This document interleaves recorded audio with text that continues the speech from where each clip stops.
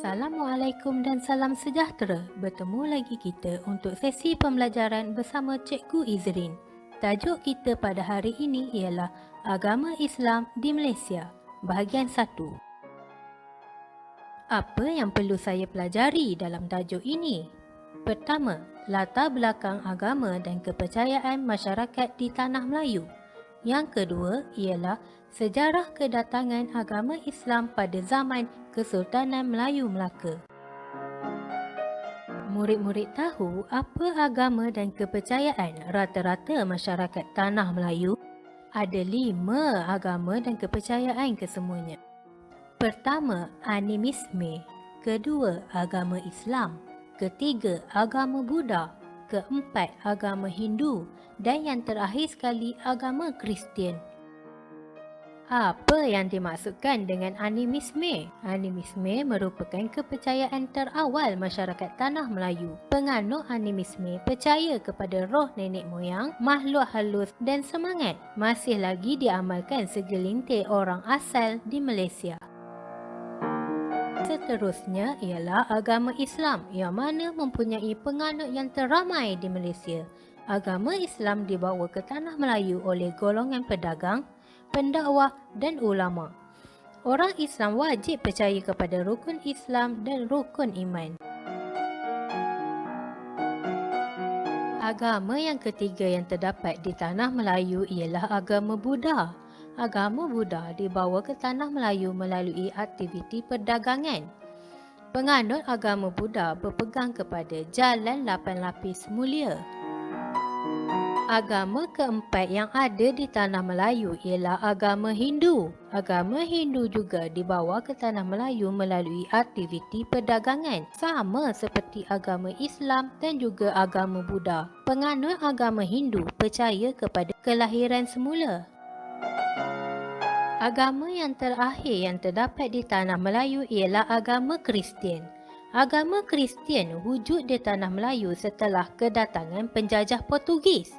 Penganut agama Kristian mempercayai Yesus sebagai anak Tuhan. Sejarah kedatangan agama Islam pada zaman Kesultanan Melayu Melaka boleh dipecahkan kepada 3. Pertama, bukti arkeologi kedatangan agama Islam. Kedua, faktor kedatangan agama Islam. Ketiga, perubahan terhadap Kesultanan Melayu Melaka. Terdapat 2 bukti arkeologi kedatangan agama Islam di Tanah Melayu. Pertama, batu bersurat yang bertarikh 1303 yang ditemui di Sungai Teresat, Kuala Berang, Terengganu yang menjadi bukti kedatangan Islam ke Terengganu. Bukti arkeologi yang kedua ialah batu bersurat yang bertarikh 1467 yang ditemui di Penggalan Kempas, Negeri Sembilan. Bukti arkeologi ini membuktikan kewujudan agama Islam di Negeri Sembilan. Sebelum kita pergi ke subtajuk seterusnya, mari kita lihat terlebih dahulu kehebatan Melaka suatu ketika dahulu. Melaka merupakan pusat perdagangan maritim terkenal dan merupakan pelabuhan entrepot. Maritim bermaksud terletak di atau berdekatan dengan laut. Bermaksud Melaka merupakan pusat perdagangan di ataupun berhampiran dengan laut. Pelabuhan entrepot bermaksud tempat yang menjadi penerimaan barang dagangan negara luar dan barang dagangan tersebut pula dihantar ke negara lain. Subtopik seterusnya ialah faktor kedatangan Islam pada zaman Kesultanan Melayu Melaka. Terdapat 3 faktor untuk kita pelajari. Pertama, peranan pedagang Islam. Kedua, peranan ulama. Ketiga, peranan sultan dalam menyebarkan agama Islam pada zaman Kesultanan Melayu Melaka. Peranan pedagang Islam dalam menyebarkan agama Islam. Para pedagang ini datang dari Arab dan juga India. Para pedagang ini menyebarkan agama Islam melalui dakwah. Ada juga pedagang yang berkahwin dengan rakyat Melaka dan menyebarkan Islam kepada penduduk tempatan.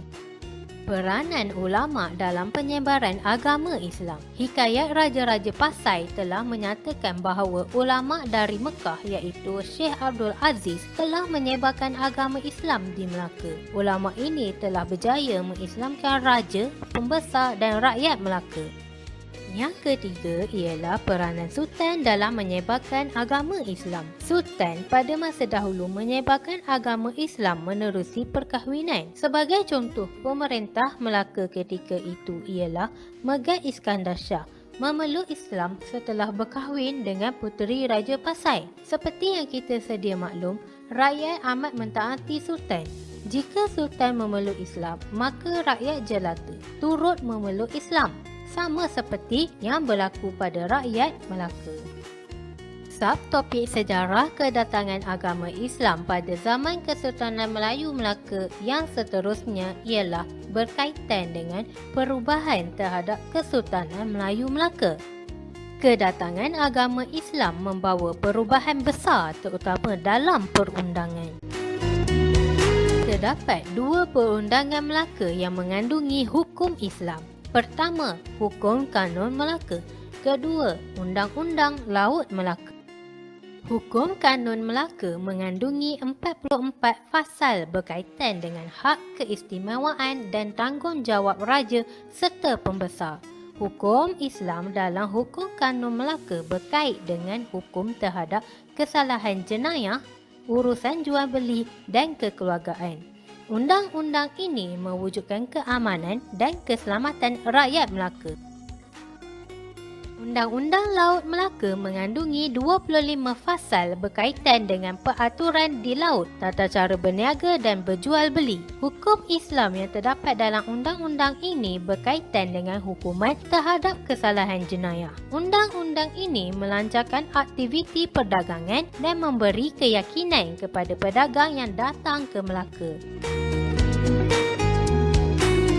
Tamat sudah bahagian 1 Agama Islam di Malaysia. Sekian, terima kasih.